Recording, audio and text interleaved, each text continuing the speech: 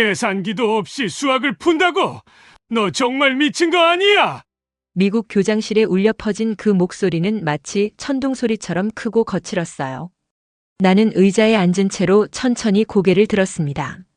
조지 맥클레인 교장의 얼굴은 붉게 달아올라 있었고 두꺼운 안경 너머로 보이는 그의 눈은 분노로 가득 차 있었어요. 여러분 안녕하세요. 지금 이 이야기를 들으며 어디서 무얼 하고 계신가요? 아침 운동을 하시며 듣고 계신가요? 아니면 집안일을 하시며 들으시나요? 오늘 제가 들려드릴 이야기가 마음에 드신다면 꼭 좋아요를 눌러주세요. 자, 그럼 이제 본격적으로 시작해 볼까요? 때는 2024년 9월 미국 뉴저지주의 한 고등학교였습니다. 나는 김민준, 16살의 한국 교환학생이었어요. 가난한 집안 형편 때문에 계산기 하나 살 돈도 없었지만 한국에서는 수학 영재원을 다녔던 학생이었죠. 그런데 미국에 온 지 불과 일주일 만에 교장실에 불려가게 된 거예요. 미스터 매튜스가 보고했네. 자네가 수학 시험에서 계산기를 사용하지 않았다고. 교장의 목소리는 마치 내가 무슨 큰 죄라도 지은 것처럼 차가웠어요. 그는 책상 위에 놓인 내 시험지를 거칠게 집어들었습니다. 27분 만에 끝냈다고. 그것도 손으로만? 나는 침착하게 대답했어요. 네, 계산기가 필요하지 않았어요. 한국에서는 원래 이렇게 배웠거든요. 그 순간 교장의 얼굴이 더욱 붉어졌어요. 그는 주먹으로 책상을 쾅 내리쳤습니다. 김민준 학생, 여긴 한국이 아니야. 여긴 미국이고 우리는 문명화된 방식으로 수학을 해. 계산기 없이 고등 수학을 푼다는 건 불가능해. 이건 분명 부정행위야. 옆에 서 있던 수학교사 클레어 매튜스도 거들었어요. 그녀는 하이힐 소리를 내며 한 발짝 더 가까이 다가왔죠. 교장 선생님 말씀이 맞아요. 저는 30년간 수학을 가르쳐 왔지만 계산기 없이 이런 복잡한 문제를 푸는 학생은 본 적이 없어요. 특히 동양인 학생이. 그녀의 말끝이 흐려졌지만 그 속에 담긴 편견은 너무나 명확했어요. 나는 가만히 앉아서 그들의 말을 들었습니다. 창밖으로는 가을 햇살이 비치고 있었지만 교장실 안은 차가운 공기로 가득했어요. 벽에 걸린 시계가 똑딱똑딱 소리를 내고 있었고 그 소리만이 잠시 이어진 침묵을 깨뜨렸죠. 부정행위가 아니에요. 내가 조용히 말했어요. 제가 푼 과정을 다시 보여드릴 수 있어요. 지금 여기서요. 교장은 콧방귀를 뀌었어요. 미리 답을 외워왔겠지. 요즘 아시아 학생들이 그런 식으로 시험을 준비한다고 들었어. 그의 말에는 노골적인 비하가 담겨 있었죠. 내 주머니 속에서 핸드폰이 진동했지만 나는 무시했어요. 아마 한국에 계신 어머니의 문자였을 거예요. 병원비 때문에 힘들어하시는 어머니께 이런 일로 걱정을 끼치고 싶지 않았거든요. 교환학생 프로그램도 전액 장학금을 받아서 겨우 올 수 있었는데 이렇게 첫 주부터 문제가 생기다니. 그럼 지금 증명해보게. 교장이 종이 한 장을 던지듯 내밀었어요. 여기 새 문제야. 10분 안에 계산기 없이 풀어봐. 그럼 믿어주지.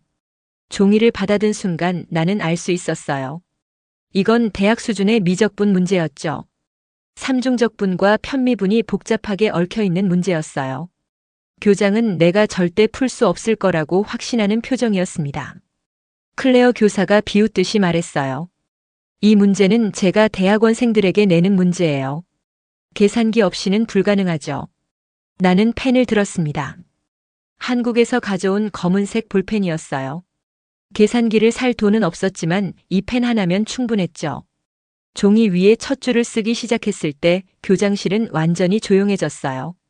좌표 변환부터 시작했습니다. 구면좌 표계로 바꾸니 문제가 훨씬 단순해졌어요. 야코비안을 계산하고 적분 범위를 다시 설정했죠. 내 손은 쉬지 않고 움직였고 숫자와 기호들이 종이 위에 춤을 추듯 나타났습니다. 5분이 지났을 때 나는 이미 마지막 계산에 들어가고 있었어요. 237 곱하기 419. 머릿속에서 빠르게 계산했죠. 99,303. 끝났어요. 내가 펜을 내려놓으며 말했어요. 교장과 클레어 교사는 믿을 수 없다는 표정으로 내 답안을 들여다봤습니다. 클레어가 떨리는 손으로 계산기를 꺼내 검산을 시작했어요. 그녀의 얼굴이 점점 창백해졌죠. 이건 불가능해요. 그녀가 중얼거렸어요. 답이 맞아요.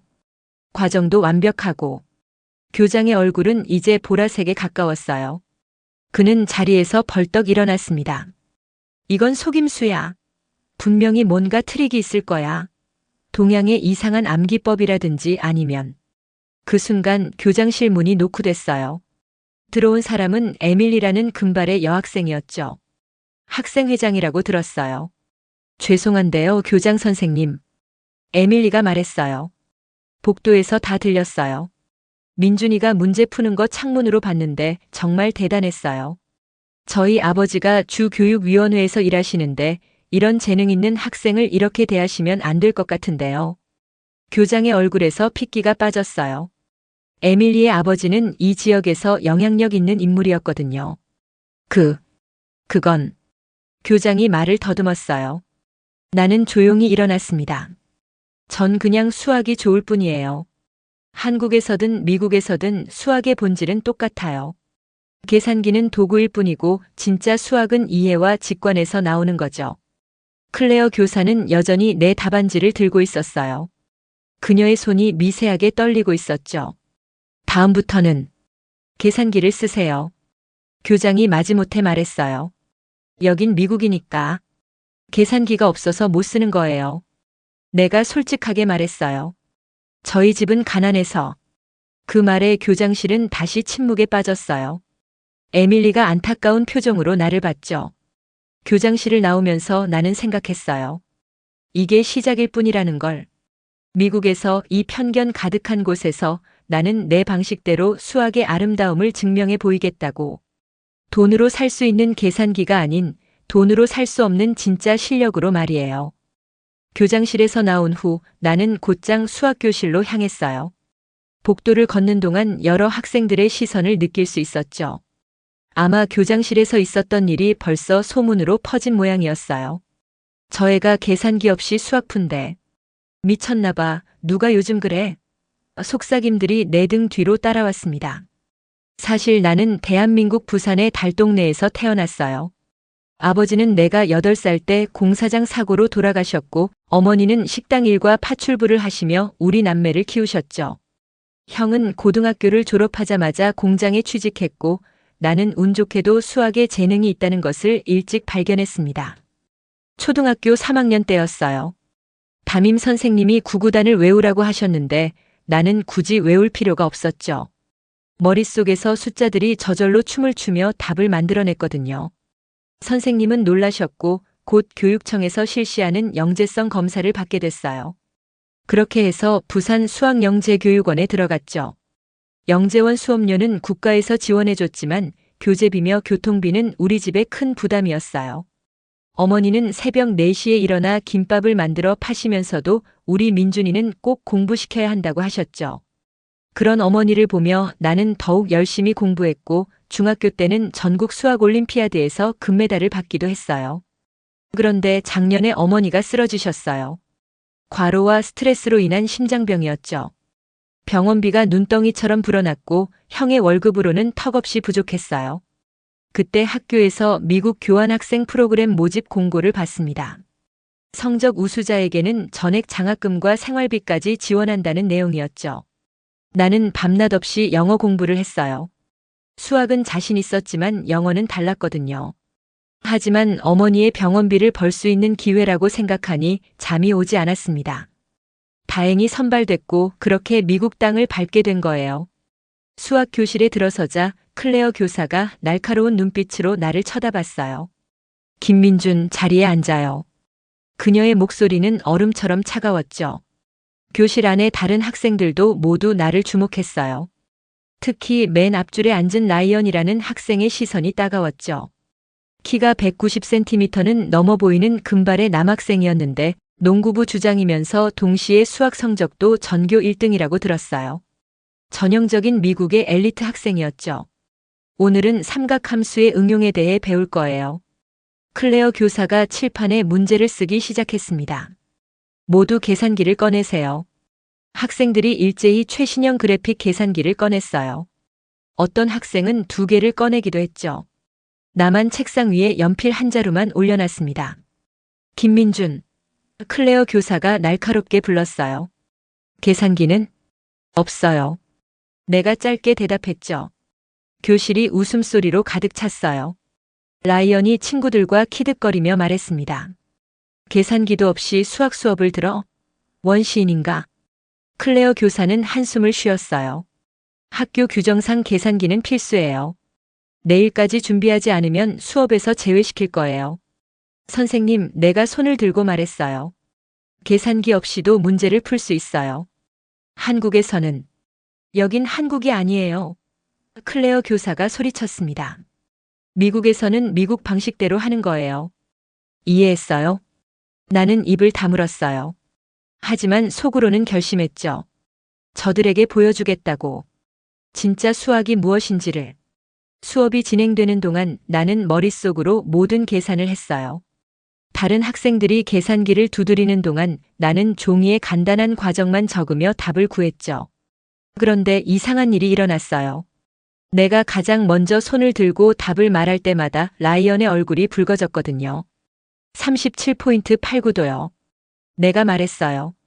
라이언이 계산기를 두드리다가 멈췄습니다. 잠깐, 그게 어떻게? 맞아요. 클레어 교사가 마지못해 인정했어요. 하지만 그녀의 표정은 전혀 기쁘지 않았죠. 점심시간 나는 구석 테이블에 혼자 앉아 있었어요. 미국 학교 급식은 한국과 많이 달랐지만 배가 고팠기에 감사히 먹었죠. 한국에서 가져온 김치가 그리웠지만 사치였어요. 그때 라이언과 그의 친구들이 다가왔습니다. 라이언이 내 트레이를 툭 쳤고 우유가 쏟아졌어요. 이런, 미안. 라이언이 비웃으며 말했죠. 계산기도 못 사는 가난뱅이한테는 우유값도 부담이겠네. 친구들이 깔깔 웃었어요. 나는 조용히 휴지로 우유를 닦았습니다. 야, 너희 나라에서는 아직도 주판 쓰니?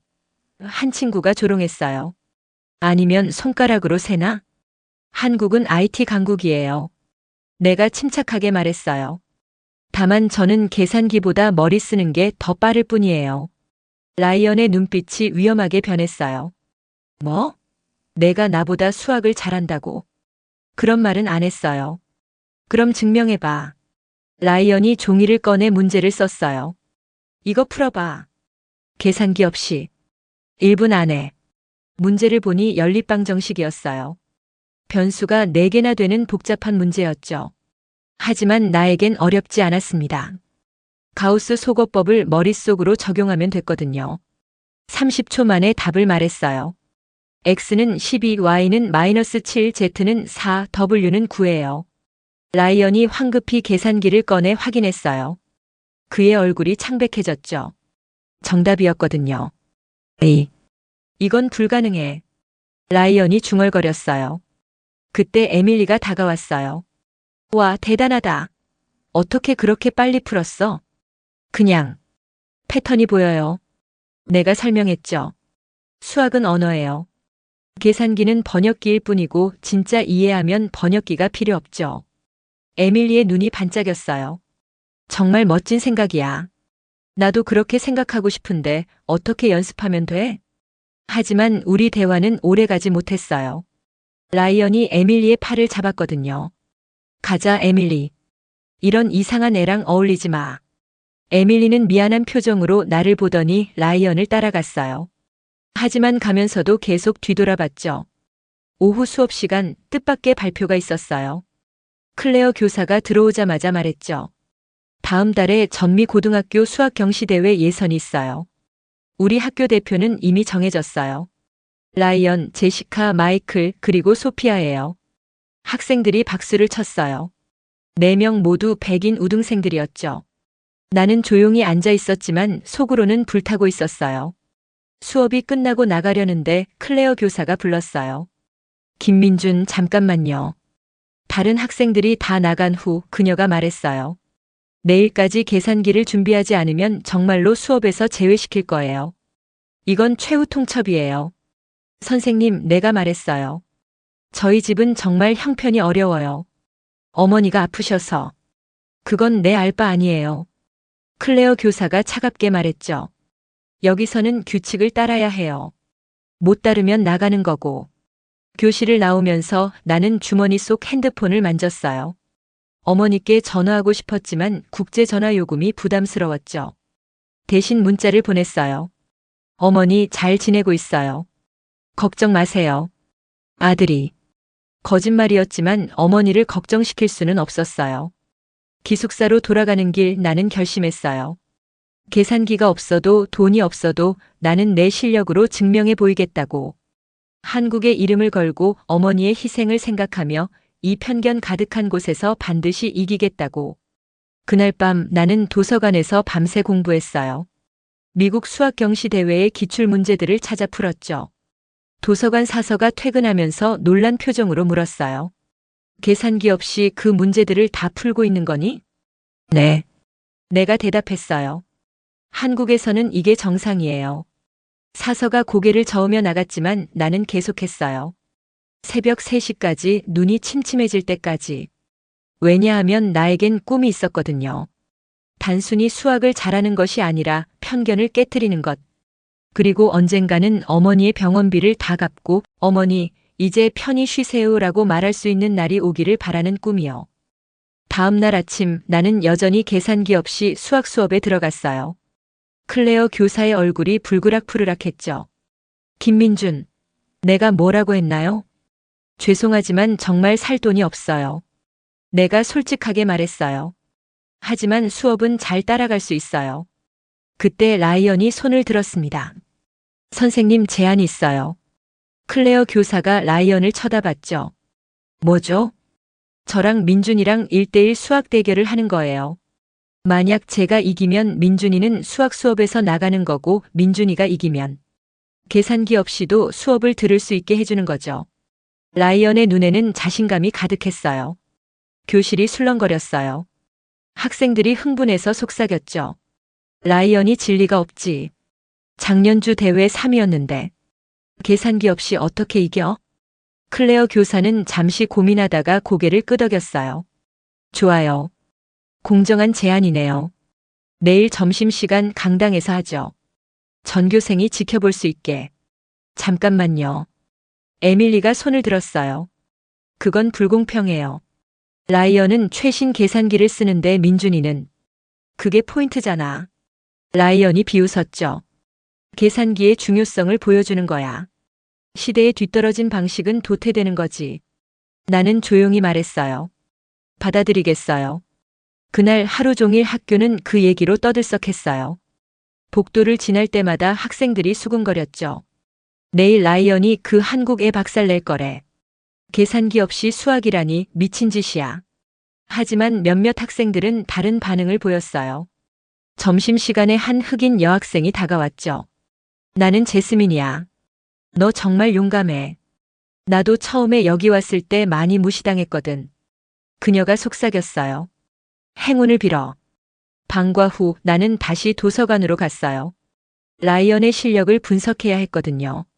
작년 대회 기록을 찾아봤더니 그는 확률과 통계 문제에 강했지만 순수 증명 문제에서는 약간 점수를 잃었더군요. 계산기에 너무 의존하다 보니 논리적 사고력이 부족한 것 같았어요. 밤 10시쯤 도서관을 나오는데 누군가 기다리고 있었어요. 에밀리였죠. 민준, 잠깐 얘기할 수 있을까? 그녀가 물었어요. 우리는 캠퍼스 벤치에 앉았어요. 가을밤 공기는 차가웠지만 별은 밝게 빛나고 있었죠. 내일 대결. 정말 자신 있어? 에밀리가 걱정스럽게 물었어요. 자신의 문제가 아니에요.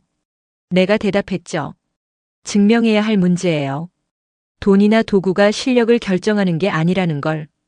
에밀리가 한숨을 쉬었어요. 라이언은 정말 잘해.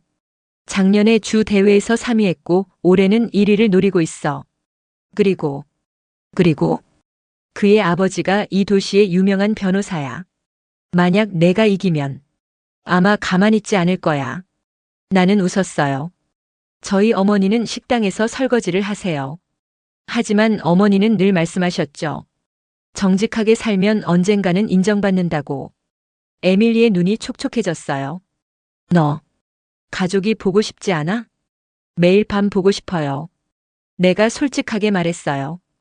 하지만 여기서 포기하면 어머니의 희생이 헛되는 거예요. 그날 밤 기숙사에서 나는 어머니께 짧은 이메일을 보냈어요. 어머니, 내일 중요한 시험이 있어요. 제가 이기면 어머니께 자랑스러운 아들이 될 수 있을 거예요. 사랑해요. 답장은 새벽에 왔어요. 우리 아들 이미 자랑스러워. 몸 건강히 무리하지 말고.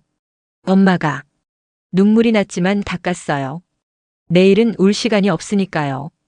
대결 당일 점심시간이 되자 강당은 학생들로 가득 찼어요. 무대 위에는 책상 2개가 나란히 놓여 있었죠. 한쪽엔 라이언이 자신만만하게 앉아 있었고 그의 책상 위엔 최신형 그래픽 계산기 2대가 놓여 있었어요. 하나는 백업용이야. 라이언이 크게 말했어요. 학생들이 웃었죠. 나는 반대편 책상에 앉았어요. 내 앞엔 연필 2자루와 종이뿐이었죠. 교장이 직접 나와서 사회를 봤어요. 규칙은 간단합니다. 5문제를 풀고 많이 맞춘 사람이 이깁니다. 제한 시간은 문제당 10분입니다. 클레어 교사가 첫 번째 문제를 공개했어요. 거대한 스크린에 문제가 떴죠. 복잡한 적분 문제였어요. 시작. 라이언의 손가락이 계산기를 미친 듯이 두드리기 시작했어요. 탁탁탁탁. 그 소리가 강당에 울려 퍼졌죠. 나는 문제를 차분히 읽었어요. 그리고 패턴을 찾았죠. 치환적분을 쓰면 간단해질 것 같았어요. 종이에 식을 써 내려가기 시작했습니다. 5분이 지났을 때 나는 손을 들었어요. 끝났습니다. 강당이 술렁거렸어요. 라이언이 믿을 수 없다는 표정으로 나를 쳐다봤죠. 그는 아직도 계산기를 두드리고 있었거든요. 클레어 교사가 내 답안을 확인했어요. 그녀의 표정이 굳어졌죠. 정답입니다. 학생들 사이에서 탄성이 흘러나왔어요. 라이언의 얼굴이 붉어졌죠. 10분이 되어 라이언도 답을 제출했지만 그의 답은 틀렸어요. 계산 과정에서 실수가 있었던 거죠. 1대 0. 교장이 발표했어요. 2번째 문제는 확률 문제였어요. 라이언의 득이양양한 표정이 돌아왔죠. 이건 그의 전문 분야니까요. 하지만 나는 다른 접근을 했어요. 확률의 본질을 이해하면 복잡한 계산 없이도 답을 찾을 수 있었거든요. 이번엔 7분 만에 끝냈어요. 라이언도 거의 동시에 끝냈죠. 둘 다 정답입니다. 클레어 교사가 발표했어요. 2대 1. 세 번째 문제는 기하학이었어요. 공간 도형의 부피를 구하는 문제였죠. 나는 머릿속으로 도형을 회전시켰어요. 마치 3차원 그래픽처럼 선명하게 보였죠. 종이에 간단히 스케치하고 공식을 적용했어요. 라이언은 계산기로 복잡한 계산을 하고 있었지만 중간에 멈췄어요. 뭔가 잘못됐다는 표정이었죠. 김민준 정답. 라이언 오답. 3대 1. 강당이 조용해졌어요. 모두가 믿을 수 없다는 표정이었죠. 계산기 없이 이기고 있다니. 네 번째 문제가 공개됐어요. 정수론 문제였죠. 증명이 필요한 문제였어요. 라이언의 표정이 창백해졌어요. 계산기가 소용없는 문제였거든요. 나는 차분히 증명을 시작했어요. 수학적 귀납법을 사용했죠. 한 단계씩 논리적으로. 라이언은 계산기를 내려놓고 손으로 쓰기 시작했지만 이미 늦었어요. 평소에 논리적 사고 훈련을 하지 않았으니까요. 김민준 완벽한 증명. 라이언 미완성. 4대 1. 라이언이 책상을 쳤어요. 이건 불공평해. 증명 문제는 계산기와 상관없잖아. 수학의 일부입니다. 내가 조용히 말했어요. 계산만이 수학이 아니에요. 마지막 문제였어요. 모든 분야가 섞인 종합 문제였죠. 라이언은 필사적으로 계산기를 두드렸어요. 땀이 이마에 맺혔죠. 나는 문제를 3부분으로 나눴어요. 각각을 해결하고 마지막에 종합했죠. 8분이 지났을 때 우리는 거의 동시에 손을 들었어요. 클레어 교사가 2 답안을 번갈아 봤어요. 긴 침묵이 흘렀죠. 둘 다 정답입니다. 최종 점수 5대 2. 강당이 폭발했어요. 학생들이 일어나서 박수를 쳤죠. 믿을 수 없는 일이 일어난 거예요. 계산기 없이 가난한 한국 학생이 이긴 거죠. 라이언이 갑자기 일어섰어요. 이건 속임수야. 분명히 미리 문제를 알았을 거야. 라이언, 교장이 꾸짖었어요. 패배를 인정해야지. 하지만 라이언은 멈추지 않았어요. 아니면 무슨 아시아의 비밀 기술이라도 쓴 거겠지. 공정하지 않아. 그때 에밀리가 일어섰어요. 라이언, 그만해. 민준이는 정정당당하게 이긴 거야. 오히려 내가 계산기라는 도구에 기댔잖아. 다른 학생들도 동의하기 시작했어요. 맞아, 공정했어. 오히려 민준이가 불리했지. 클레어 교사가 마지못해 선언했어요. 약속대로 김민준은 계산기 없이도 수업을 들을 수 있습니다. 나는 일어나서 라이언에게 다가갔어요. 손을 내밀었죠. 좋은 경기였어요. 라이언은 내 손을 뿌리치고 강당을 뛰쳐나갔어요. 하지만 다른 학생들이 다가왔어요. 대단했어. 어떻게 그렇게 빨리 계산해? 나도 배우고 싶어. 그 순간 나는 깨달았어요. 내가 이긴 건 단순히 수학 대결이 아니었다는 걸. 편견과의 싸움에서 작은 승리를 거둔 거였죠. 에밀리가 다가와 속삭였어요. 자랑스러워. 내가 옳다는 걸 증명했어. 그날 밤 나는 어머니께 전화를 걸었어요. 국제 전화 요금이 아까웠지만 이 소식은 꼭 전하고 싶었거든요. 어머니, 오늘 작은 승리를 거뒀어요. 돈이나 도구가 없어도 노력하면 된다는 걸 보여줬어요. 어머니의 목소리가 떨렸어요. 우리 아들. 정말 자랑스럽다. 하지만 이건 시작일 뿐이었어요. 진짜 도전은 이제부터였죠. 전미 수학 경시 대회가 기다리고 있었으니까요. 라이언과의 대결에서 이긴 후 일주일이 지났어요. 학교 분위기가 확 바뀌었죠. 복도에서 만나는 학생들이 먼저 인사를 했고 몇몇은 수학 과외를 부탁하기도 했어요. 하지만 나는 정중히 거절했죠. 전미 수학 경시 대회 준비에 집중해야 했으니까요. 그런데 문제가 있었어요. 클레어 교사가 나를 대표팀에 넣지 않았던 거예요. 이미 4명이 정해져 있다는 이유였죠. 규정상 변경이 불가능해요. 클레어 교사가 차갑게 말했어요.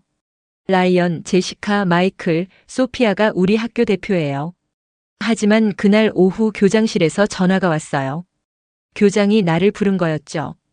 김민준 교장이 말했어요. 자네의 실력을 본 후 생각이 바뀌었네. 특별히 5번째 대표로 추가하기로 했어. 나중에 안 사실이지만 에밀리 아버지가 교육위원회에 연락을 했다고 해요. 뛰어난 인재를 대회에서 제외시키는 건 학교의 명예를 실추시키는 일이라고요. 하지만 대표팀에 들어간 후에도 상황은 녹록지 않았어요. 팀 연습 시간에 다른 4명은 나를 완전히 무시했거든요.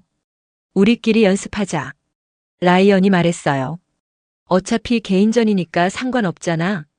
그들은 최신 문제집과 전자학습 자료를 공유했지만 나에겐 아무것도 주지 않았어요. 심지어 연습 장소도 따로 알려주지 않았죠. 그래도 괜찮았어요. 나는 혼자 공부하는 데 익숙했으니까요. 매일 밤 도서관에서 기출 문제를 풀었고 인터넷에서 무료로 구할 수 있는 자료들을 찾아 공부했죠. 어느 날 밤 도서관에서 공부하고 있는데 낯선 사람이 다가왔어요. 30대 후반의 아시아계 남성이었죠. 혹시 김민준 학생인가요? 그가 물었어요. 네, 맞는데요. 저는 MIT 수학과 박사과정에 있는 데이비드 첸이에요. 자네 소식을 들었어요. 계산기 없이 라이언을 이겼다고요? 나는 고개를 끄덕였어요. 대단하네요. 그가 미소 지었어요. 사실 저도 대만 출신인데 처음 미국에 왔을 때 비슷한 경험을 했어요. 혹시 도움이 필요하면 연락하세요. 그는 명함을 건네고 갔어요. 처음으로 누군가 진심으로 응원해주는 것 같아 마음이 따뜻해졌죠. 대회 2주 전 모의고사가 있었어요. 실전처럼 시간을 재고 문제를 푸는 거였죠. 시험장에 들어가니 다른 학교 대표들도 와 있었어요. 모두 최신 계산기를 책상 위에 올려놓고 있었죠. 어떤 학생은 태블릿 PC까지 준비했더군요. 나는 여전히 연필과 종이뿐이었어요. 저 해봐. 누군가 속삭였어요. 계산기도 없네. 불쌍해. 시험이 시작됐어요. 첫 문제는 복소수 문제였죠. 다들 계산기를 두드리기 시작했지만 나는 먼저 문제의 구조를 파악했어요. 복소 평면에서 생각하니 답이 보였어요. 5분 만에 풀었죠. 두 번째 문제는 조합론이었어요. 큰 수의 계산이 필요했지만 패턴을 찾으니 간단해졌죠. 세 번째, 네 번째. 하나씩 풀어나갔어요. 1시간 후 결과가 발표됐어요. 1위 김민준. 만점. 시험장이 술렁거렸어요. 2위 라이언 스미스. 85점. 3위 제임스 리. 82점. 라이언의 얼굴이 새빨개졌어요. 그가 나를 노려보며 중얼거렸죠. 이건 연습일 뿐이야. 진짜 대회에서 보자고.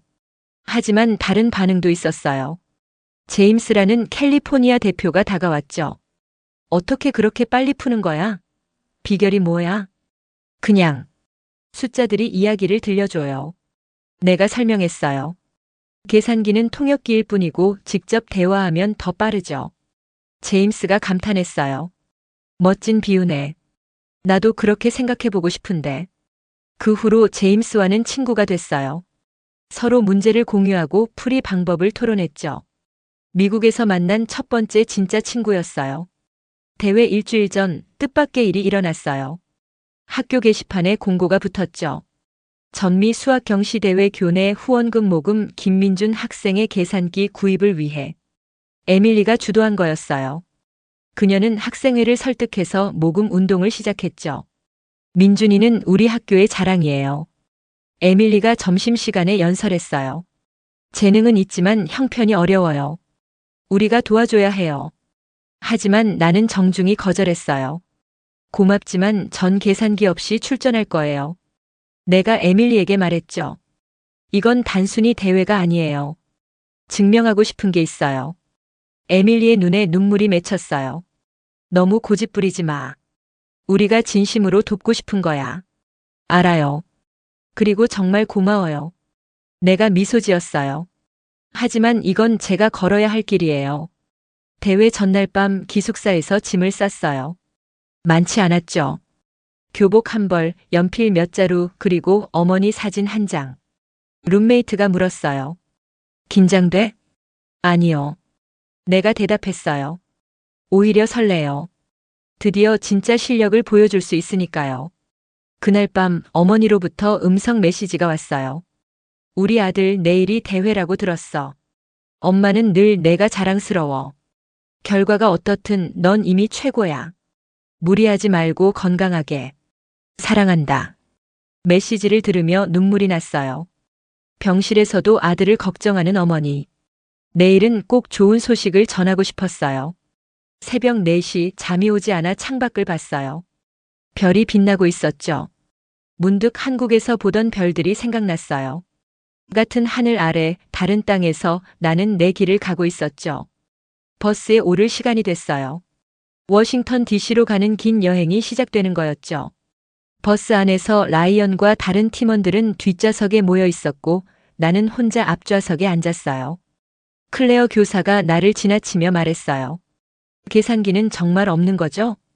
네. 후회하게 될 거예요. 그녀가 한숨을 쉬었어요. 전국에서 모인 천재들인데 다들 최고의 장비를 갖추고 있을 거예요. 나는 창밖을 봤어요. 고속도로를 달리는 버스 안에서 나는 혼자가 아니었어요. 한국에 계신 어머니, 형, 그리고 날 믿어주는 몇몇 친구들이 함께하고 있었으니까요. 장비가 실력을 만드는 게 아니에요. 내가 조용히 말했어요. 실력이 장비를 넘어서는 거죠. 클레어 교사는 고개를 저으며 자리로 돌아갔어요. 2시간 후 워싱턴 DC가 보이기 시작했어요. 거대한 도시, 미국의 수도. 그곳에서 전국의 수학 천재들이 모일 거였죠. 하지만 나는 두렵지 않았어요. 오히려 가슴이 뛰었죠. 드디어 진짜 무대에 설 시간이 온 거니까요. 컨벤션 센터 앞에 버스가 멈췄어요. 거대한 유리 건물이 햇빛을 반사하고 있었죠. 자, 내리자. 클레어 교사가 말했어요. 나는 가방을 메고 버스에서 내렸어요. 심호흡을 했죠. 이제 시작이었어요. 계산기 없는 한국 소년의 도전이. 가난하지만 포기하지 않는 소년의 증명이. 입구로 걸어가며 나는 주머니 속 어머니 사진을 만졌어요. 어머니 지켜봐 주세요. 아들이 꼭 해내겠습니다. 워싱턴 DC 컨벤션 센터는 상상했던 것보다 훨씬 거대했어요. 10층은 넘어 보이는 유리 건물이 봄 햇살을 받아 반짝이고 있었죠. 정문에는 제47회 전미고등학교 수학경시대회라는 거대한 현수막이 걸려 있었어요. 우와! 누군가 감탄사를 뱉었어요. 우리 팀의 제시카였죠. 작년보다 규모가 더 커진 것 같아. 로비에 들어서자 숨이 막혔어요. 전국에서 모인 500여 명의 학생들이 북적거리고 있었거든요. 각 주별로 다른 색 유니폼을 입고 있었는데 캘리포니아는 빨간색, 텍사스는 파란색, 뉴욕은 검은색. 마치 수학올림픽 같았어요. 등록 데스크에서 번호표를 받았어요. 26번. 우리 팀에서 가장 끝 번호였죠. 라이언이 비웃으며 지나갔어요. 끝 번호가 딱 맞네. 어차피 꼴찌할 테니까. 3층 대회의실로 올라가는 엘리베이터 안에서 한 백인 남성이 나를 유심히 봤어요. 혹시 계산기 안 가져왔니? 그가 물었죠. 네, 필요 없어요. 그가 놀란 표정을 지었어요. 용감하구나. 나는 에드워드 베넷, MIT 수학과 교수야. 심사위원 중 한 명이지. MIT 교수라니. 나는 급히 인사했어요. 안녕하세요, 교수님. 김민준입니다. 흥미롭군. 그가 중얼거렸어요. 계산기 없이 도전하는 학생은 처음이야. 행운을 빌어. 대회의실은 극장처럼 계단식으로 되어 있었어요. 무대 위에는 500개의 책상이 줄지어 놓여 있었고 천장에는 거대한 전광판이 설치되어 있었죠. 실시간으로 점수가 표시된다고 했어요. 내 자리는 맨 끝, 무대 가장자리였어요. 왼쪽엔 캘리포니아 대표가 앉았는데 책상 위에 그래픽 계산기를 2대나 올려놨더군요. 하나는 백업용이야. 그가 자랑스럽게 말했어요. 너는? 아, 맞다. 계산기 없구나. 불쌍해. 오른쪽은 텍사스 대표였어요. 금발의 여학생이었는데 태블릿 PC와 계산기를 동시에 준비했더군요. 최신 수식 입력 프로그램이야. 그녀가 설명했어요. 시간을 절반으로 단축할 수 있지. 나는 주머니에서 검은색 볼펜을 꺼냈어요. 한국에서 가져온 1,000원짜리 펜이었죠. 이게 내 유일한 무기였어요. 조명이 어두워지고 무대 중앙에 스포트라이트가 켜졌어요. 은발의 사회자가 나타났죠. 제47회 전미고등학교 수학경시대회에 오신 것을 환영합니다. 우레와 같은 박수가 터졌어요. 관중석을 보니 학부모들과 기자들로 가득했죠. 카메라도 여러 대 보였어요. 예선은 4문제, 각 100점씩 총 400점 만점입니다. 상위 30명이 내일 결승전에 진출합니다. 심사위원들이 소개됐어요. MIT의 에드워드 베넷 교수, 하버드의 제니퍼 첸 교수, 프린스턴의 마이클 워커 교수. 미국 최고의 수학자들이었죠. 첫 번째 문제를 공개합니다. 전광판에 문제가 떴어요. 편미분 방정식이었는데 변수가 4개나 되는 복잡한 문제였죠. 제한 시간 15분. 시작. 순간 500개의 계산기가 일제히 작동하기 시작했어요. 탁탁탁탁. 그 소리가 마치 폭우처럼 대회의실을 가득 채웠죠. 나는 먼저 문제를 천천히 읽었어요. 구조를 파악하는데 30초. 그리고 깨달았죠. 라플라스 변환을 쓰면 훨씬 간단해진다는 걸. 펜이 종이 위를 미끄러지기 시작했어요. 변환, 계산, 역변환. 머릿속의 숫자들이 춤을 추듯 움직였죠. 5분이 지났을 때 옆자리 캘리포니아 대표가 나를 흘끔 봤어요. 내가 이미 절반 이상 풀었다는 걸 본 거죠. 그의 손가락이 더 빨라졌어요. 7분. 나는 마지막 계산에 들어갔어요. 237 곱하기 419. 머릿속에서 숫자들이 자리를 찾아갔죠. 99,303. 끝났습니다. 내가 손을 들었어요. 대회의실이 순간 조용해졌어요. 아직 8분이나 남아 있었는데 말이죠. 진행요원이 와서 내 답안지를 가져갔어요. 그때 라이언이 뒤에서 중얼거리는 소리가 들렸죠. 쉬하고 있네. 어차피 틀렸을 거야. 하지만 전광판의 첫 번째 결과가 떴을 때 모두가 숨을 멈췄어요. 26번 김민준 100점. 첫 번째 만점이었어요. 웅성거림이 커졌죠. 계산기도 없이? 불가능해. 혹시 미리 문제를 알았나? 그때 에드워드 교수가 일어났어요. 그가 천천히 무대 아래로 내려와 학생들 사이를 걸었죠. 그리고 내 자리에서 멈췄어요. 내 답안지를 들어 올려 한 줄 한 줄 읽었어요. 그의 표정은 진지했죠. 다 읽고 나서 작은 소리로 중얼거렸어요. 우아하다. 두 번째 문제가 공개됐어요. 확률 통계 문제였는데 복잡한 적분이 포함돼 있었죠. 제한 시간 20분. 시작. 이번에도 계산기 소리가 빗발쳤어요. 하지만 나는 다른 접근을 했죠. 문제를 세 부분으로 나누고 각각을 따로 해결한 후 마지막에 합쳤어요. 12분 만에 끝냈어요. 이번엔 더 빨랐죠. 손을 들자 주변 학생들이 모두 나를 쳐다봤어요. 믿을 수 없다는 표정들이었죠. 전광판에 두 번째 점수가 떴어요. 26번 김민준 100점. 이번엔 박수가 터졌어요. 관중석 어딘가에서 시작된 박수였죠. 세 번째 문제는 정수론이었어요. 증명 문제였죠. 페르마의 크리스마스 정리를 이용하여 모든 4 곱하기엔 더하기 1. 형태의 소수는 두 제곱수의 합으로 나타낼 수 있음을 증명하라. 주변에서 한숨 소리가 들렸어요. 계산기가 소용없는 문제였거든요. 많은 학생들이 당황한 표정으로 계산기를 내려놓았죠. 하지만 나에겐 오히려 쉬웠어요. 증명은 논리의 예술이었고 나는 그 예술을 사랑했으니까요. 귀납법으로 시작했어요. 기저 사례부터 차근차근. 중간에 가우스 정수를 이용한 보조 정리를 만들었죠. 18분 만에 완성했어요. 이번엔 에드워드 교수가 직접 내 자리로 왔어요. 답안지를 들어 올려 읽었죠. 읽는 내내 고개를 끄덕였어요. 전광판에 세 번째 점수가 떴어요. 26번 김민준 100점. 대회의실이 술렁거렸어요. 세 문제 연속 만점이라니. 47년 대회 역사상 처음이었거든요. 저 애가 누구야? 한국 학생이래. 계산기도 없이 어떻게.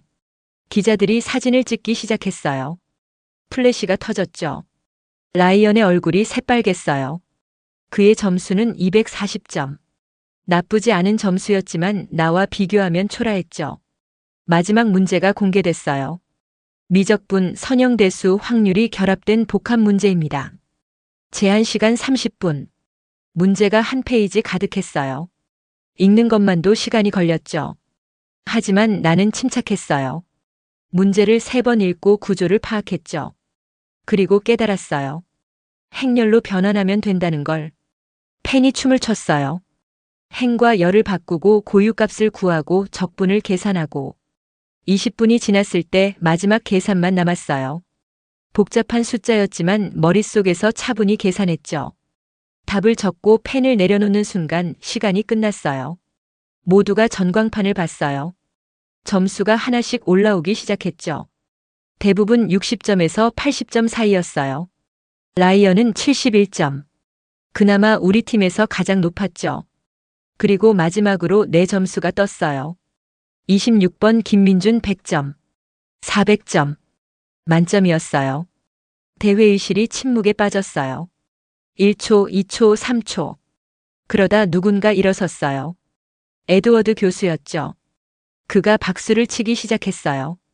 다른 심사위원들도 따라 일어섰어요. 그리고 관중석으로 번졌죠. 기립박수였어요. 500명의 학생과 1000명의 관중이 모두 일어나 박수를 쳤어요. 믿을 수 없어. 누군가 소리쳤어요. 역대 최초야. 라이언이 의자를 차고 일어났어요. 이건 말이 안 돼. 컨닝이야. 분명 미리 문제를 봤을 거야. 하지만 그의 목소리는 박수 소리에 묻혔어요. 에드워드 교수가 마이크를 잡았어요. 잠시 주목해 주세요. 김민준 학생의 점수는 재검증이 필요합니다. 400점 만점은 대회 역사상 처음이기 때문입니다.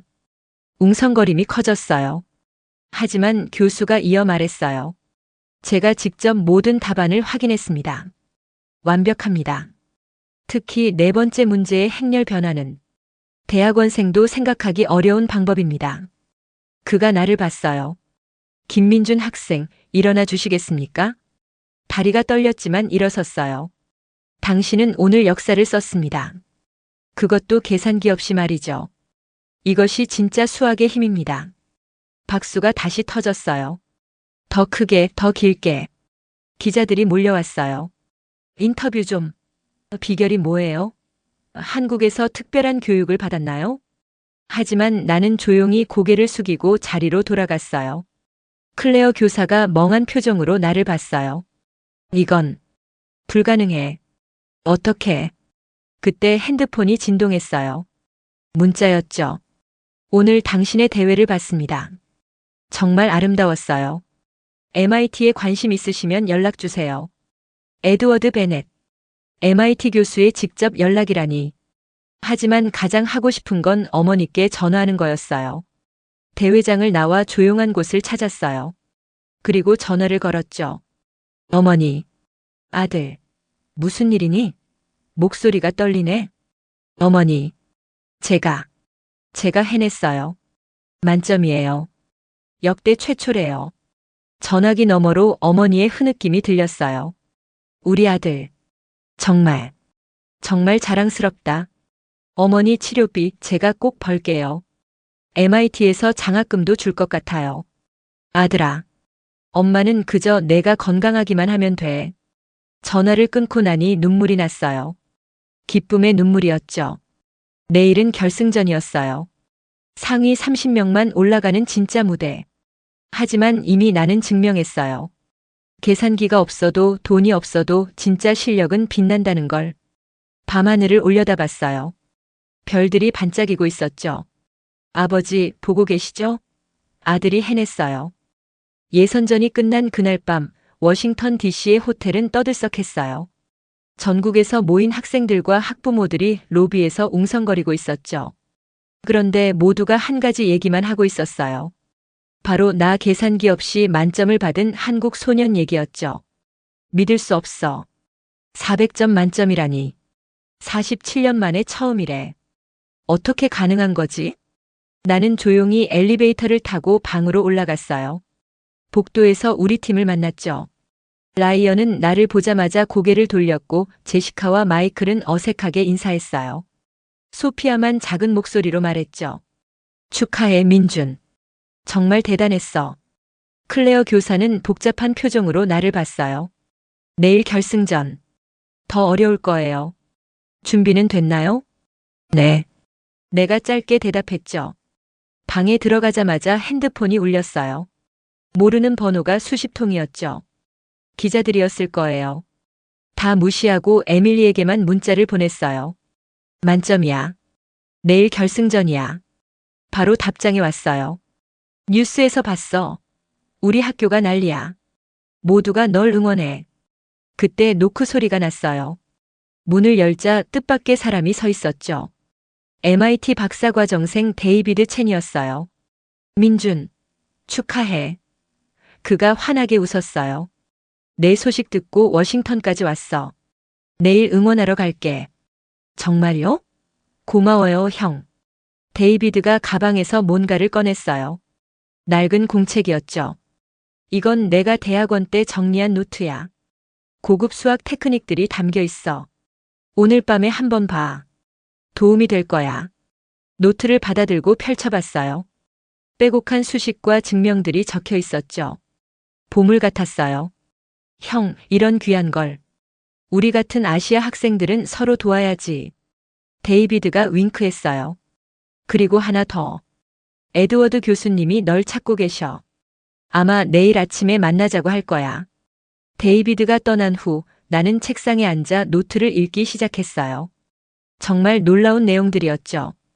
일반적인 교과서에는 없는 실전에서 쓸 수 있는 기술들이었어요. 밤 11시쯤 또 노크 소리가 났어요. 이번엔 에밀리 아버지였어요. 주교육위원회에서 일한다는 그분이었죠. 김민준 군 축하해요. 그가 악수를 청했어요.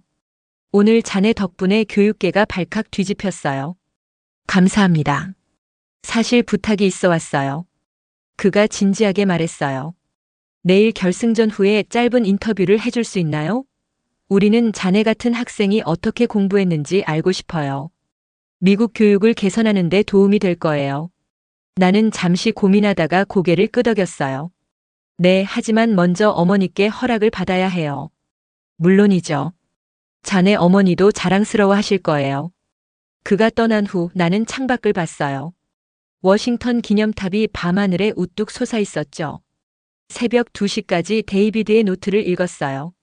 특히 패턴 인식을 통한 빠른 계산법 부분이 인상적이었죠. 내가 무의식적으로 쓰던 방법을 체계적으로 정리해 놓은 거였어요. 잠들기 전 어머니께 짧은 음성 메시지를 보냈어요. 어머니, 내일이 결승전이에요. 최선을 다할게요. 사랑해요. 다음 날 아침 7시 호텔 레스토랑에서 아침을 먹고 있는데 에드워드 교수가 다가왔어요. 김민준 학생, 잠시 얘기할 수 있을까요? 우리는 조용한 구석 테이블로 갔어요. 어제 자네 풀이를 밤새 분석해봤네. 교수가 종이를 꺼냈어요. 특히 4번째 문제의 행렬 변환 방법이 놀라워. 이건 보통 대학원 2학년 때 배우는 건데. 한국영재원에서 조금 일찍 배웠어요. 놀랍군. 그런데 오늘 결승전 문제는 더 어려울 거야. 작년엔 최고 점수가 68점이었어. 교수가 몸을 앞으로 숙였어요. 하지만 자네라면 가능할지도 모르지. 한 가지 조언하자면 문제를 보고 당황하지 마. 본질을 봐. 자네는 그걸 잘하니까. 감사합니다, 교수님. 아, 그리고 이건 비밀인데 교수가 속삭였어요.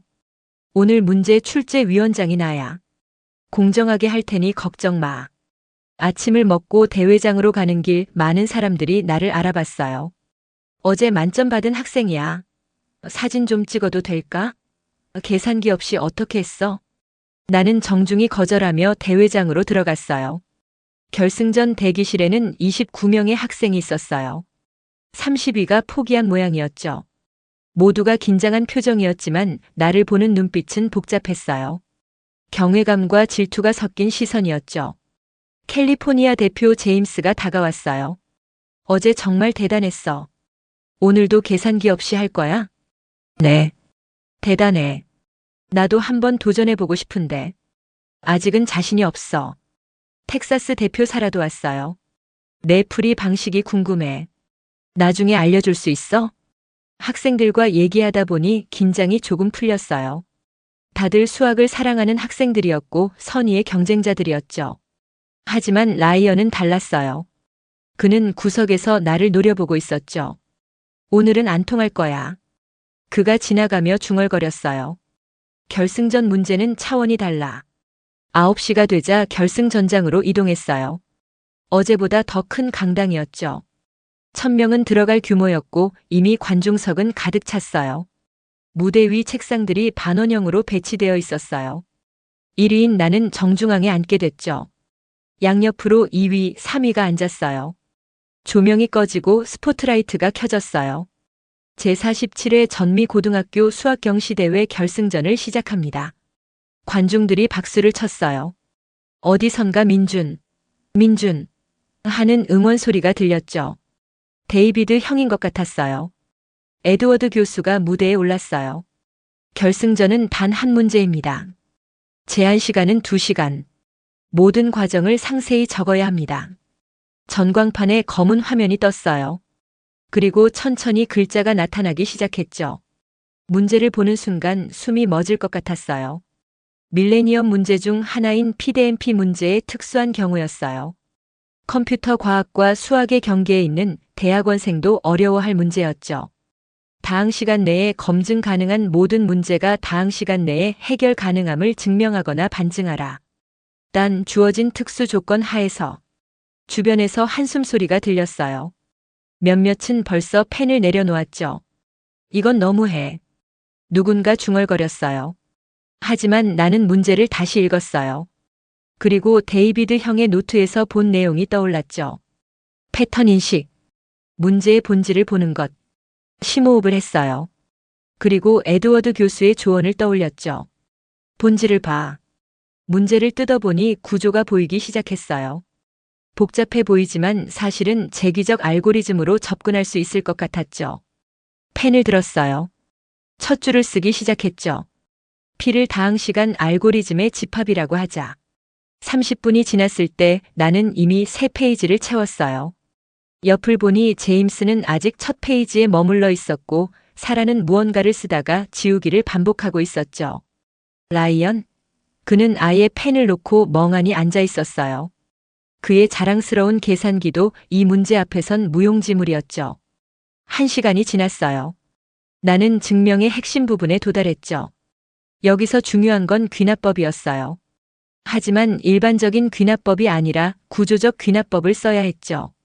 그때 실수를 발견했어요. 처음 가정에 오류가 있었던 거예요. 잠시 펜을 멈췄어요. 다시 시작해야 하나? 아니, 기다려. 오히려 이 오류를 이용하면. 그래. 반증이었어요. P와 NP가 같지 않다는 걸 증명하는 방향으로 가는 거예요. 다시 펜이 춤을 추기 시작했어요. 이번엔 더 빠르게, 더 확신을 갖고.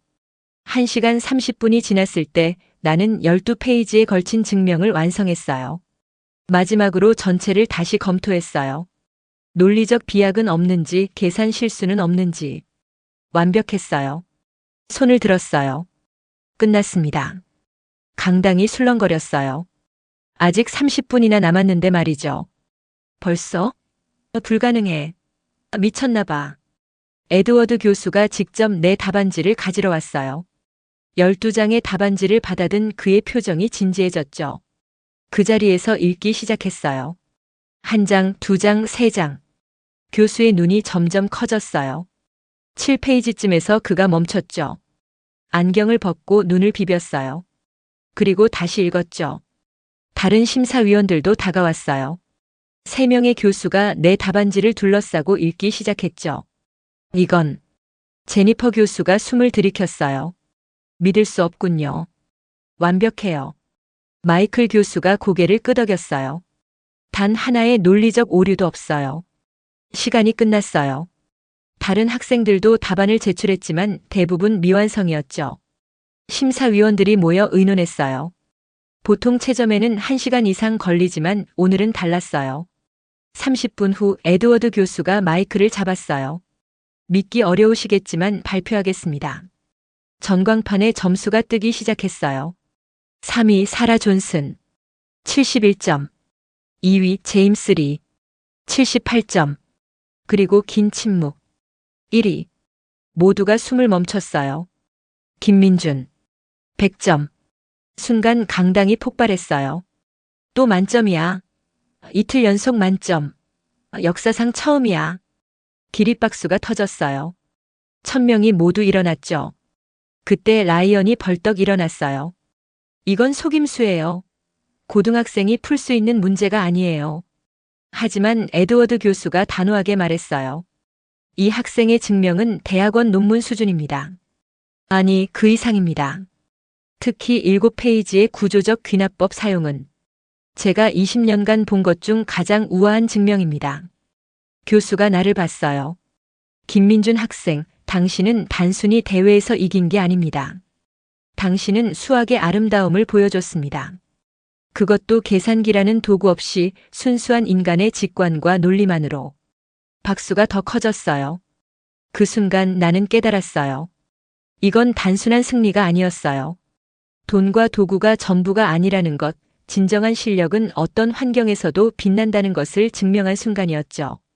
무대에서 내려오면서 주머니 속 어머니 사진을 만졌어요. 어머니, 아들이 해냈어요.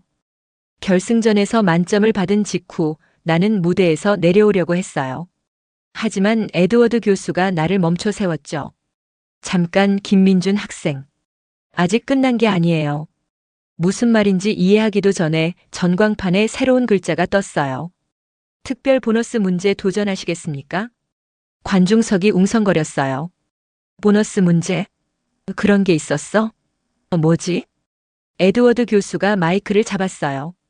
이것은 47년 대회 역사상 처음 시도하는 겁니다. 만점자가 나왔을 때를 대비해 준비한 특별 문제죠. 이 문제는 현재 미해결 문제 중 하나입니다. 강당이 숨을 멈췄어요. 리만 가설의 특수한 경우를 증명하는 문제입니다. 물론 완전한 증명은 아니지만 특정 조건 하에서의 부분 증명이죠. 제한 시간은 1시간. 도전하시겠습니까? 리만 가설. 수학계의 성배라 불리는 문제였어요. 150년 동안 아무도 풀지 못한 문제의 일부라니. 나는 잠시 망설였어요. 이미 우승은 확정됐고 굳이 위험을 감수할 필요는 없었죠. 하지만 도전하겠습니다. 내가 말했어요. 관중석에서 탄성이 흘러나왔어요. 라이언이 비웃으며 말했어요. 미쳤군. 저건 교수들도 못 푸는 문제야. 하지만 나는 이미 결심했어요. 이건 단순한 대회가 아니었으니까요. 내 한계를 시험하는 순간이었죠. 무대 중앙의 책상으로 돌아갔어요. 새 종이와 펜을 준비했죠. 전광판에 문제가 떴어요. 리만 제타 함수의 비자명한 0점들이 실부 2분의 1 선상에 있음을 증명하라. 단 허수부가 1000 이하인 경우에 한해서. 손이 떨렸어요. 이건 정말 어려운 문제였으니까요. 하지만 숨을 깊이 들이마시고 시작했어요. 먼저 리만 제타 함수의 정의부터 써내려갔죠. 10분이 지났을 때 나는 여전히 첫 페이지에 머물러 있었어요. 접근 방법을 찾지 못하고 있었죠. 관중석에서 속삭임이 들렸어요. 역시 무리였나 봐. 너무 어려운 거 아니야? 그때 문득 한국영재원에서 배웠던 내용이 떠올랐어요. 함수의 대칭성. 그래, 대칭성을 이용하면. 펜이 다시 움직이기 시작했어요. 복소평면에서 제타 함수의 성질을 분석하기 시작했죠. 20분. 드디어 실마리를 찾았어요. 특수한 적분 변환을 사용하면 문제가 단순해질 것 같았죠. 하지만 계산이 너무 복잡했어요. 보통이라면 컴퓨터가 필요한 수준이었죠. 머릿속에서 숫자들이 폭풍처럼 휘몰아쳤어요. 정신을 집중했죠. 하나씩 차근차근. 30분이 지났을 때 나는 5페이지를 채웠어요. 증명의 핵심에 다가가고 있었죠. 그런데 갑자기 깨달았어요. 내가 쓰고 있는 방법. 이건 완전히 새로운 접근이었어요. 교과서에도 없고 논문에서도 본 적 없는 방법이었죠. 이게 맞나? 잠시 의심이 들었어요. 하지만 논리적으로는 완벽했어요. 40분. 증명이 거의 끝나가고 있었어요. 마지막 단계만 남았죠. 그때 실수를 발견했어요. 15번째 줄에 부호 하나가 잘못되어 있었던 거예요. 시간이 없었어요. 처음부터 다시 쓸 수는 없었죠. 침착해. 침착해. 다행히 그 실수는 전체 증명에는 영향을 주지 않았어요. 수정할 수 있었죠. 50분. 마지막 계산이었어요. 2379 곱하기 1891. 머릿속에서 숫자들이 자리를 찾아갔어요. 448만 1449. 끝났습니다. 내가 손을 들었어요. 시계를 보니 정확히 57분이 지나 있었어요. 에드워드 교수가 또다시 직접 답안을 가지러 왔어요. 이번에는 다른 두 교수도 함께였죠. 그들은 그 자리에서 읽기 시작했어요. 첫 페이지를 읽자마자 새 교수의 표정이 변했어요. 이 방법은 제니퍼 교수가 숨을 들이켰어요. 본 적이 없는데요. 기다려요. 에드워드 교수가 손을 들었어요. 계속 읽어봅시다. 1장, 2장, 3장. 교수들의 표정이 점점 진지해졌어요. 때로는 고개를 갸웃거리고 때로는 고개를 끄덕였죠. 8페이지를 다 읽는데 15분이 걸렸어요. 세 교수가 서로를 봤어요. 그리고 다시 처음부터 읽기 시작했죠. 관중석은 숨을 죽이고 기다렸어요. 또 10분이 지났어요. 마침내 에드워드 교수가 마이크를 잡았어요. 그의 손이 미세하게 떨리고 있었죠. 신사숙녀 여러분. 그의 목소리도 떨렸어요. 방금 우리는 역사를 목격했습니다. 관중석이 술렁거렸어요. 김민준 학생은 리만 가설의 부분적 증명에 성공했습니다. 그것도 완전히 새로운 방법으로요. 강당이 폭발했어요. 뭐라고? 고등학생이? 불가능해. 에드워드 교수가 손을 들어 조용히 시켰어요. 물론 이것은 완전한 증명은 아닙니다. 하지만 이 방법은 혁신적입니다. 특히 6페이지의 적분 변환 사용은 제가 30년 연구 경력 중 본 것 중 가장 창의적인 접근입니다. 제니퍼 교수가 마이크를 받았어요. 이 증명은 즉시 학술지에 게재될 가치가 있습니다. 16살 학생이 이런 증명을 했다는 것은 기적입니다. 그때 라이언이 일어났어요. 이건 사기예요. 미리 준비했을 거예요. 아니면 누가 도와준 거겠죠. 하지만 그의 항의는 무시됐어요. 증거가 너무나 명백했으니까요. 마이클 교수가 덧붙였어요. 이 학생은 단순히 암기나 계산을 잘하는 게 아닙니다.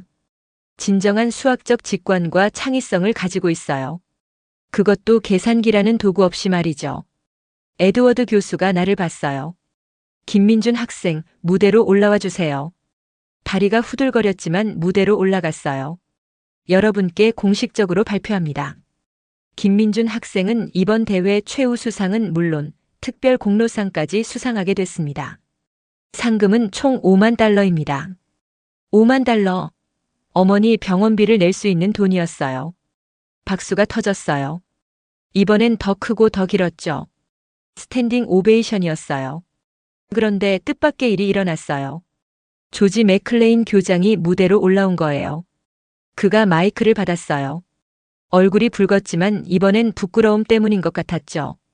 저는 김민준 학생의 교장입니다. 그가 말했어요. 그리고 저는 이 자리에서 공개적으로 사과하고 싶습니다. 관중석이 조용해졌어요. 제가 이 학생에게 했던 말들. 여긴 한국이 아니다. 계산기 없이는 불가능하다. 제가 틀렸습니다. 교장이 나를 봤어요. 눈에 눈물이 맺혀 있었죠. 김민준 학생은 저와 우리 모두에게 중요한 교훈을 가르쳐 줬습니다. 진정한 재능은 도구나 환경을 초월한다는 것을, 그리고 편견이 얼마나 어리석은 것인지를. 교장이 내게 고개를 숙였어요. 90도로. 진심으로 사과합니다. 그리고 자랑스럽습니다. 또다시 박수가 터졌어요. 이번에는 많은 사람들이 눈물을 흘리고 있었죠. 클레어 교사도 무대로 올라왔어요. 그녀도 울고 있었어요. 저도 사과합니다. 제가 가르친 30년 중 가장 뛰어난 학생을 몰라봤어요. 기자들이 몰려왔어요. 플래시가 터지고 마이크가 쏟아졌죠. 비결이 뭐예요? 한국 교육의 비밀은? MIT에 갈 건가요? 하지만 나는 한 가지만 말했어요. 수학은 돈으로 살 수 없어요. 계산기도 답을 줄 뿐 이해를 주진 않아요. 진짜 수학은 여기, 내가 머리를 가리켰어요. 그리고 여기서 나와요. 가슴을 가리켰죠. 그날 밤 호텔로 돌아와서 제일 먼저 한 일은 어머니께 전화하는 거였어요. 어머니, 제가 1등 했어요. 그리고 상금도 받았어요. 5만 달러예요. 이제 병원비 걱정 안 하셔도 돼요. 전화기 너머로 어머니의 흐느낌이 들렸어요. 아들아, 내가 정말. 어머니, 이제 편하게 치료받으세요. 아들이 다 해결할게요. 전화를 끊고 나서 창밖을 봤어요. 워싱턴의 밤은 별이 가득했죠. 핸드폰이 울렸어요. 문자가 수십 개 와 있었죠. 에밀리, 데이비드 형, 심지어 제임스와 사라도 축하 문자를 보냈어요. 그중 하나가 눈에 띄었어요. 오늘 자네가 보여준 것은 단순한 수학 실력이 아니었네. 인간 정신의 위대함이었어. MIT에서 기다리겠네. 전액 장학금은 물론 연구 조교 자리도 제안하고 싶어. 에드워드 베넷. 눈물이 났어요. 기쁨의 눈물이었죠. 가난한 한국 소년이 해냈어요. 계산기 하나 없이 오직 머리와 가슴으로. 그리고 이제 진짜 시작이었어요. 시상식은 대회 다음 날 아침에 열렸어요. 워싱턴 DC 컨벤션 센터의 대연회장은 2,000명이 넘는 사람들로 가득 찼죠. 학생, 학부모, 교육자, 그리고 언론인들까지. 모두가 역사적인 순간을 목격하러 온 거였어요. 무대 뒤 대기실에서 나는 한국에서 가져온 단정한 교복을 입고 있었어요. 비싼 정장은 없었지만 어머니가 정성스럽게 다려주신 교복이 있었죠. 김민준 학생. 누군가 불렀어요.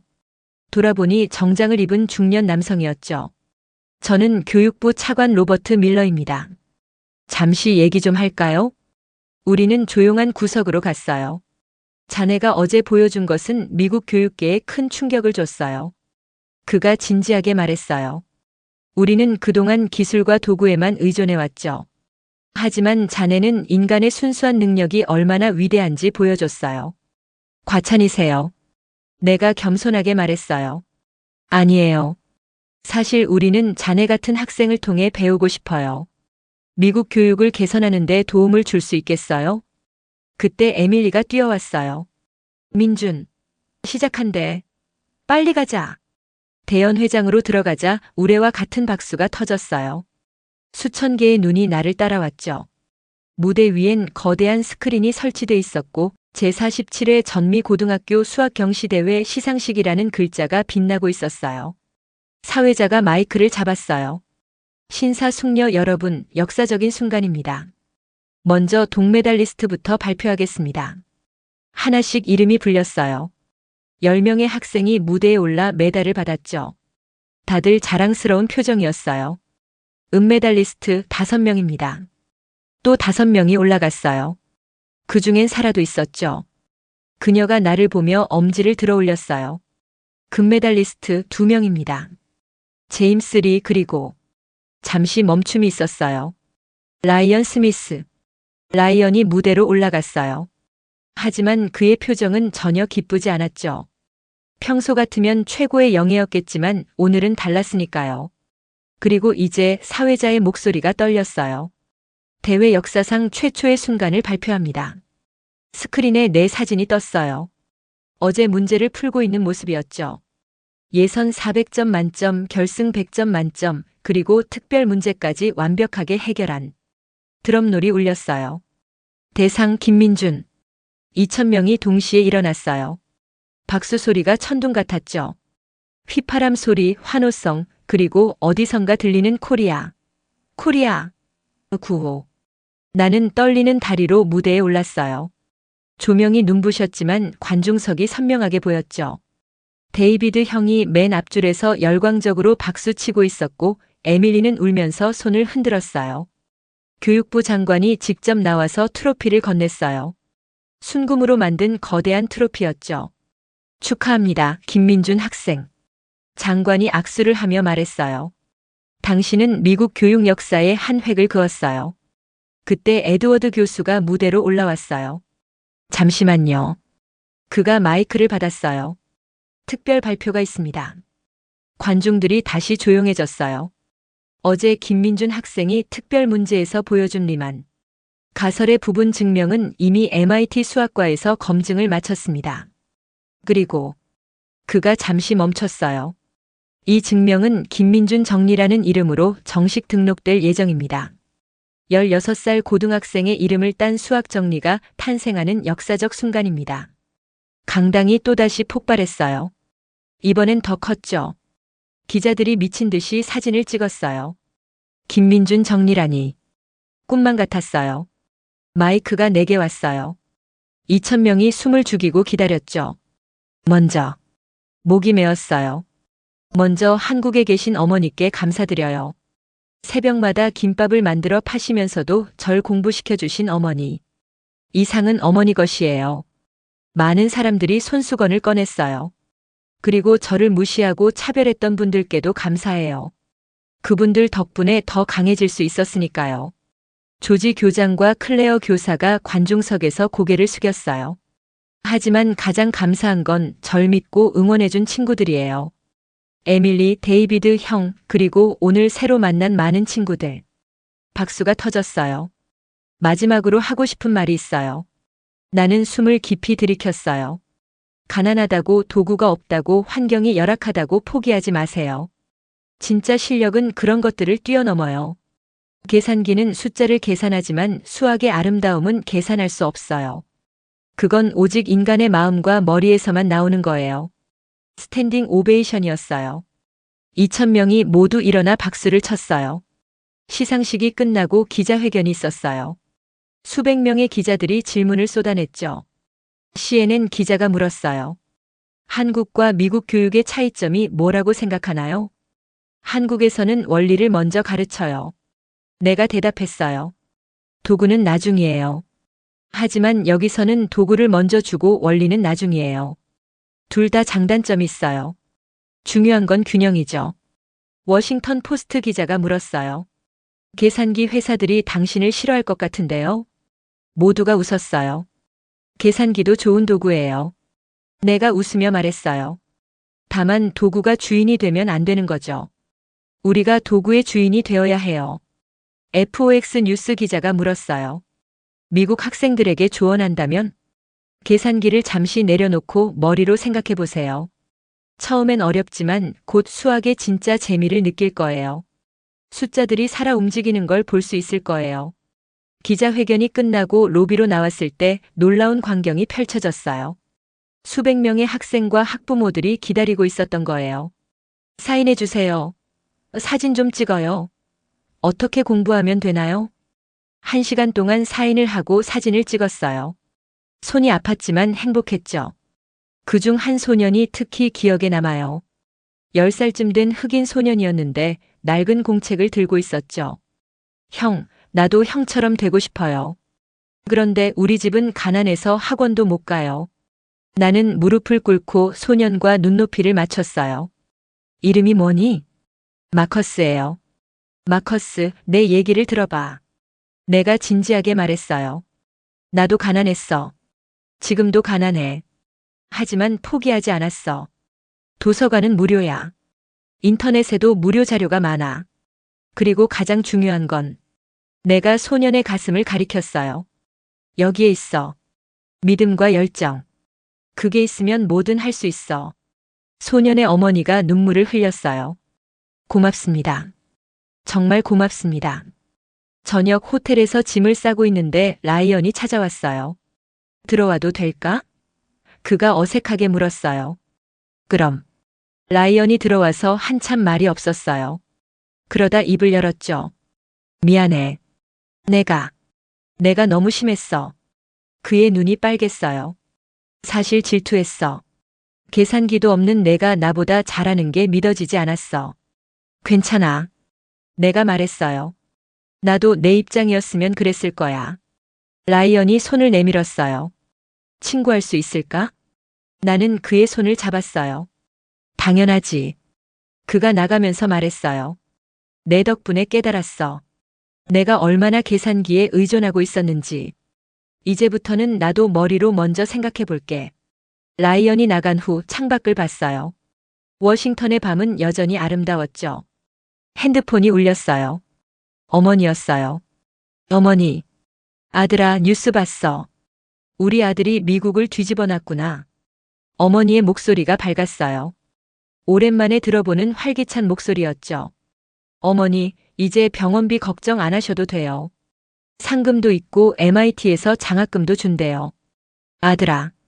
어머니가 잠시 말을 멈췄어요. 엄마는 그저 내가 행복하기만 하면 돼. 돈이나 명예보다 내가 즐겁게 수학하는 게 엄마는 더 기뻐. 눈물이 났어요. 어머니, 저 정말 행복해요. 수학이 정말 재미있어요. 그럼 됐어. 우리 아들 건강하고. 곧 보자. 전화를 끊고 나니 마음이 따뜻해졌어요. 내일이면 뉴저지로 돌아가요. 하지만 이건 끝이 아니라 시작이었죠. 가난한 한국 소년이 미국 교육계에 던진 작은 파문은 이제 큰 파도가 되어 퍼져나갈 거예요. 그리고 언젠가 더 많은 마커스들이 계산기 없이도 수학의 아름다움을 느낄 수 있기를 바라요. 뉴저지로 돌아오는 버스 안은 예전과 완전히 달랐어요. 라이언이 먼저 다가와 옆자리에 앉았고 제시카와 마이클도 축하한다며 악수를 청했죠. 심지어 클레어 교사도 내게 미소를 지으며 말했어요. 민준, 정말 자랑스러워요. 내가 틀렸어요. 넌 정말 특별한 학생이에요. 학교에 도착하자 믿을 수 없는 광경이 펼쳐졌어요. 정문에 거대한 현수막이 걸려 있었죠. 축하합니다. 김민준 전미 수학경시대회 대상, 김민준 정리 창시자, 우리 학교의 자랑. 전교생이 밖에 나와 있었어요. 교장이 직접 마이크를 들고 있었죠. 우리 학교의 영웅이 돌아왔습니다. 조지 교장이 외쳤어요. 우레와 같은 박수와 환호성이 터졌어요. 누군가 꽃다발을 건넸고 또 누군가는 어깨에 올려 태웠죠. 민준, 민준, 민준. 학생들이 연호했어요. 눈물이 났어요.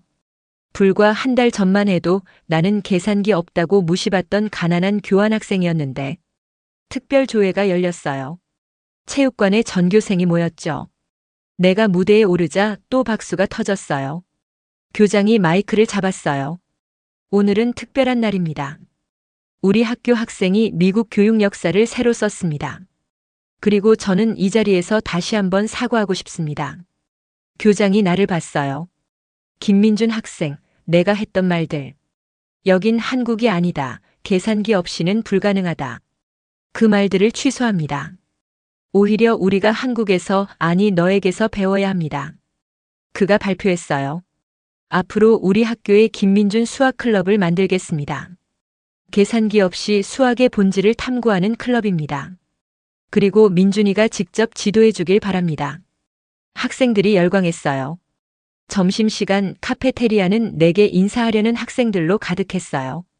어떻게 그렇게 빨리 계산해? 나도 가르쳐줘. 김민준 정리가 뭐야? 한 신입생이 수줍게 다가왔어요. 저도 집이 가난해서 계산기가 없어요. 그래서 늘 부끄러웠는데. 형 덕분에 자신감이 생겼어요. 그게 부끄러운 게 아니야.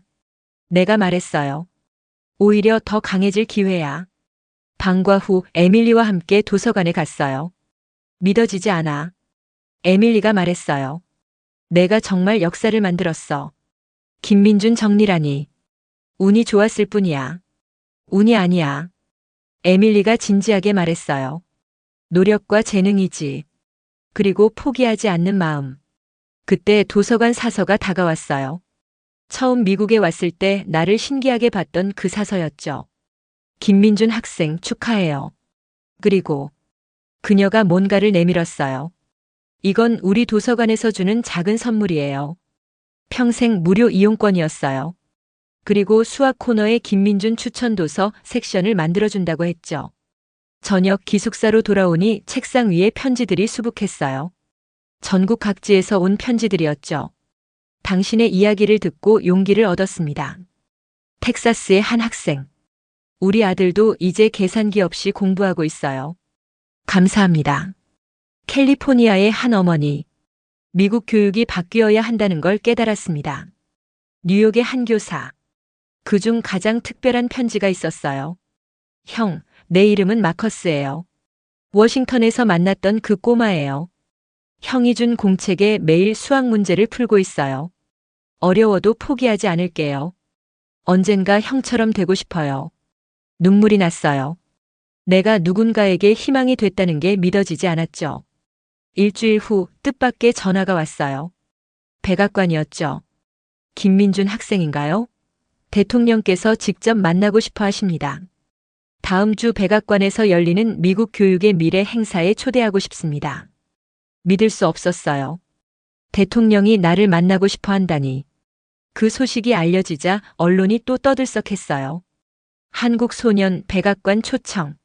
대통령이 만나고 싶어 하는 수학 천재. 백악관 행사 전날 한국에서 전화가 왔어요. 부산 수학영재원 원장님이었죠. 민준아, 정말 자랑스럽다. 내가 미국에서 보여준 것은 한국 수학 교육의 승리이기도 해. 감사합니다, 원장님. 한 가지 제안이 있어. 여름방학 때 한국에 와서 후배들에게 특강을 해주겠니? 내 경험을 나누어 주면 좋겠어. 네, 꼭 가겠습니다. 전화를 끊고 나니 또 다른 전화가 왔어요. 이번엔 놀랍게도 한국의 교육부였어요. 김민준 학생 축하합니다. 대한민국 교육부에서 젊은 수학자상을 수여하기로 했습니다. 그리고 어머니 병원비 지원도 검토하고 있습니다. 정말이요? 목이 메었어요. 당연합니다. 김 학생은 대한민국의 자랑입니다. 그날 밤 어머니와 영상통화를 했어요. 어머니, 보고 싶어요. 화면 속 어머니는 많이 수척해 보였지만 미소를 짓고 있었어요. 우리 아들 정말 대견해. 온 동네가 너 얘기로 떠들썩해. 어머니, 이제 정부에서도 병원비를 지원해 준대요. 그리고 제가 받은 상금도 있고요. 아들아.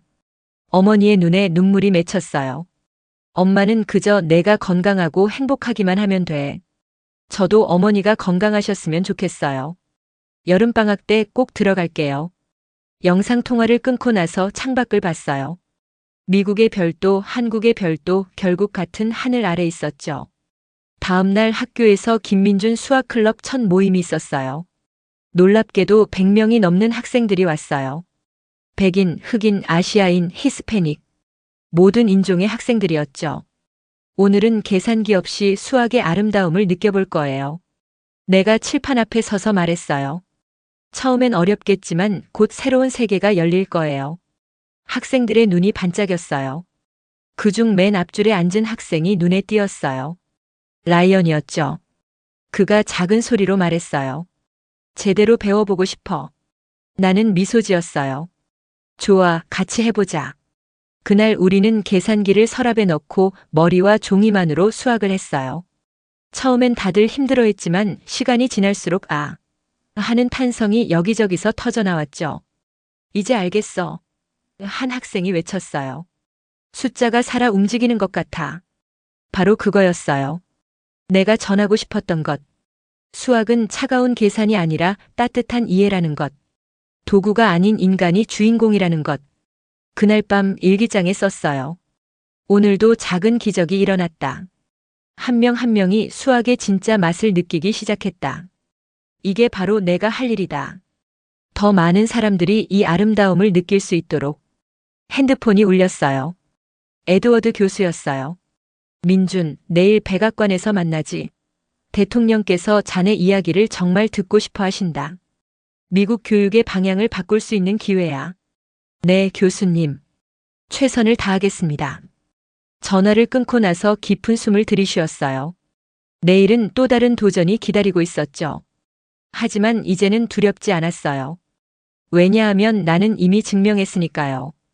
가난해도 도구가 없어도 환경이 열악해도 진정한 실력과 열정은 그 모든 것을 뛰어넘는다는 것을. 백악관 방문 당일 아침 나는 한국에서 가져온 가장 좋은 교복을 입었어요. 어머니가 보내준 편지를 주머니에 넣고 아버지 사진을 지갑에 넣었죠. 오늘은 특별한 날이니까요. 워싱턴 DC로 가는 기차 안에서 에드워드 교수를 만났어요. 그는 정장을 입고 있었지만 평소처럼 따뜻한 미소를 짓고 있었죠. 긴장되니? 교수가 물었어요. 조금이요. 하지만 이것도 수학 문제처럼 생각하려고요. 차분히 접근하면 답이 보일 거예요. 교수가 웃었어요. 역시 민준이야. 모든 걸 수학으로 해석하는군. 백악관에 도착하자 보안 검색을 거쳤어요. 그리고 이스트룸으로 안내됐죠. 이미 많은 사람들이 모여 있었어요. 교육부 관계자들, 유명 교육자들, 그리고 놀랍게도 몇몇 학생들도 있었죠. 민준. 익숙한 목소리가 들렸어요. 마커스였어요. 워싱턴에서 만났던 그 꼬마가 어머니와 함께 와 있었죠. 마커스. 어떻게 여기에? 대통령님이 특별히 초대해 주셨어요. 형 덕분에 수학을 좋아하게 된 학생 대표로요. 마커스의 어머니가 다가와 내 손을 꽉 잡았어요. 정말 고마워요. 우리 아들이 완전히 변했어요. 매일 도서관에 가서 공부해요. 형처럼 되고 싶다고. 가슴이 뭉클했어요. 내가 정말 누군가의 인생을 바꿨구나. 곧 대통령이 입장했어요. 모두가 일어섰죠. 대통령은 따뜻한 미소로 우리를 맞았어요.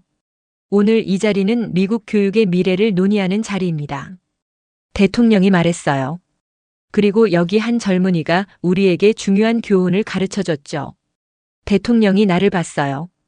김민준 학생, 이리 와주시겠어요? 다리가 떨렸지만 앞으로 나갔어요. 이 학생은 계산기 없이 전미 수학 경시 대회에서 우승했습니다. 역사상 처음으로 만점을 받았고 김민준 정리라는 수학 정리까지 만들었죠. 박수가 터졌어요. 하지만 더 중요한 건 대통령이 계속했어요. 이 학생이 우리에게 보여준 메시지입니다. 기술과 도구도 중요하지만 인간의 창의성과 노력이 더 중요하다는 것. 대통령이 내게 마이크를 건넸어요. 민준 학생, 미국 교육에 대한 생각을 들려주시겠어요? 심호흡을 했어요. 그리고 말하기 시작했죠. 존경하는 대통령님 그리고 여러분. 내 목소리가 떨렸지만 계속했어요. 저는 한국에서 온 가난한 학생입니다. 계산기를 살 돈도 없었죠. 하지만 그게 오히려 축복이었어요. 사람들이 집중했어요. 계산기가 없었기에 저는 숫자와 직접 대화하는 법을 배웠어요. 패턴을 보는 법을 배웠고 문제의 본질을 꿰뚫는 법을 배웠죠. 미국은 훌륭한 기술을 가지고 있어요. 하지만 때로는 그 기술이 우리의 진짜 능력을 가릴 수도 있어요. 고개를 끄덕이는 사람들이 보였어요. 제안하고 싶어요. 일주일에 하루만이라도 노 테크놀로지 데이를 만들면 어떨까요? 계산기도 컴퓨터도 없이 오직 머리와 종이로만 수학을 하는 날. 처음엔 힘들겠지만 곧 학생들은 새로운 능력을 발견할 거예요. 대통령이 미소 지었어요. 훌륭한 제안이네요. 교육부 장관 검토해 보시죠. 그 후 여러 사람들이 발표를 했어요. 그리고 놀라운 발표가 있었죠. 교육부 장관이 일어났어요. 오늘 특별한 발표를 하겠습니다. 김민준 장학금을 신설합니다. 경제적으로 어려운 학생들 중 수학에 재능 있는 학생들을 지원하는 장학금입니다. 첫 기금은 정부와 여러 기업의 후원으로 $10,000,000를 조성했습니다. 내 이름을 딴 장학금이라니 믿을 수 없었어요. 그리고 장관이 계속했어요. 김민준 학생을 미국 교육부 청소년 자문위원으로 위촉합니다. 또 박수가 터졌어요. 행사가 끝나고 많은 사람들이 다가와 축하해줬어요. 한백발의 노 교수가 다가왔어요. 60년 동안 수학을 가르쳤지만 자네처럼 수학의 본질을 이해하는 학생은 처음이야. 자네 덕분에 나도 다시 생각하게 됐네. 이제부터는 학생들에게 먼저 생각하라고 가르칠 거야. 저녁 호텔로 돌아와서 뉴스를 봤어요. 모든 채널에서 오늘 행사를 다루고 있었죠. 한국 학생, 미국 교육을 바꾸다 김민준 장학금 신설 대통령, 노 테크놀로지 데이 검토 지시. 핸드폰이 울렸어요. 영상통화였죠. 한국이었어요. 어머니, 형. 화면에 어머니와 형이 함께 나왔어요. 병실이었지만 어머니 얼굴에 생기가 돌았죠. 우리 아들 뉴스 봤어. 어머니가 환하게 웃었어요. 온 병원이 떠들썩해. 간호사들도 다 내 팬이 됐어. 동생아, 형이 말했어요. 정말 자랑스럽다. 나도 공장에서 자랑했더니 다들 놀라더라. 형, 미안해. 형이 고생하는데 나만. 무슨 소리야? 형이 손을 저었어요. 내가 우리 집안의 희망이잖아. 그리고 이제 우리만의 희망이 아니라 많은 사람들의 희망이 됐네. 눈물이 났어요. 가족의 사랑이 이렇게 따뜻한 거였구나. 다음 날 학교로 돌아왔어요. 전교생 조회가 또 있었죠. 이번엔 내가 아니라 다른 주인공이 있었어요. 여러분, 교장이 발표했어요. 우리 학교 학생 10명이 김민준. 수학클럽 활동 후 주 수학 경시대회 예선을 통과했습니다. 그것도 계산기 없이 10명의 학생이 무대로 올라왔어요. 다양한 인종의 학생들이었죠. 그들이 모두 환하게 웃고 있었어요. 이게 다 민준이 덕분이야. 한 학생이 외쳤어요. 나는 객석에서 박수를 쳤어요. 이게 진짜 보람이었죠. 내가 받은 상보다 다른 사람들이 변화하는 모습이 더 기뻤어요. 5월이 되었어요. MIT 입학 확정 통지서가 왔죠. 전액 장학금에 기숙사 생활비까지 모두 지원된다고 했어요. 게다가 에드워드 교수의 연구 조교로도 일할 수 있다고 했죠. 짐을 싸면서 1년을 돌아봤어요. 계산기 없다고 무시받던 가난한 교환학생이 이제는 미국 교육을 바꾸는 사람이 되었어요. 김민준 정리를 만들고 대통령을 만나고 내 이름을 딴 장학금도 생겼죠. 하지만 가장 큰 성과는 따로 있었어요. 민준아. 마커스가 편지를 보냈어요. 나 이번에 수학대회에서 3등 했어.